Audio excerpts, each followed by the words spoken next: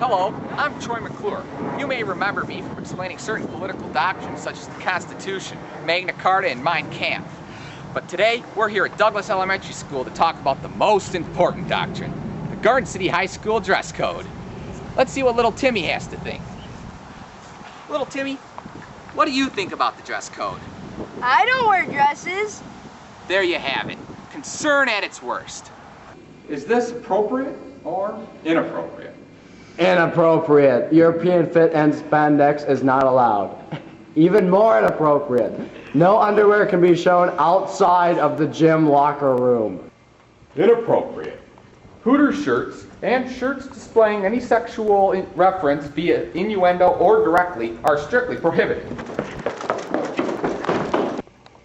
Inappropriate. Shirts are not allowed to be cut down the sides and hats are not permitted in the building. Sunglasses are also not permitted. What about at night?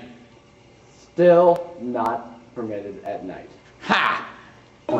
Because this is in the gymnasium locker room. Be this in any other part of the building, and underwear showing is inappropriate. Bedroom slippers are only appropriate at home, but flip-flops can be worn to school. Inappropriate. Pajama pants are not appropriate attire for school. Hoodies are appropriate with the hood worn down. Inappropriate. Shorts must be at least this length when hands are down on their sides, and this length for skirts and dresses. Also, no cleavage, midriff, or back should be showing at any times in school. You guys are right. I shouldn't dress like a hussy. Here we are at the center of it all with the man who started it all, Mr. Pertinent himself.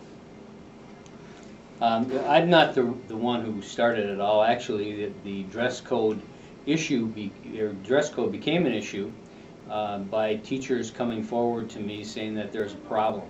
And what we did is we ended up having several meetings with teachers and other members of our staff, with custodial and secretarial, and we discussed the problem. And we determined that we did have a concern and that we wanted to meet with the student body and have the student body have an opportunity to have their input. So we held a series of meetings that were open to the students and that were also open to parents. We met, we discussed it, and then we hammered out some issues. After those larger meetings with people at large, the administration then met with the executive board of student council. And the executive board and the administration got together and discussed the language.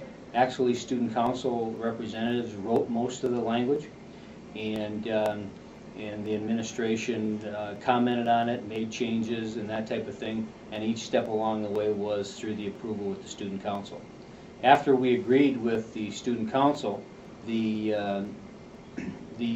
policy then went to the Board of Education Policy Committee, who also had an opportunity to look it over and made some changes, and those changes then were again discussed with student council, and the changes were made, and then finally the final policy that is in the handbook went to the Board of Education for the Board of Education approval, and that's where we're at today.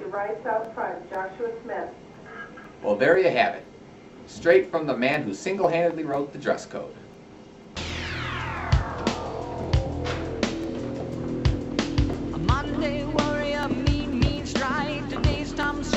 Appropriate, but weird. It's almost as weird as student council members who walk around the building impersonating Troy McClure, making weird and stupid dress code videos.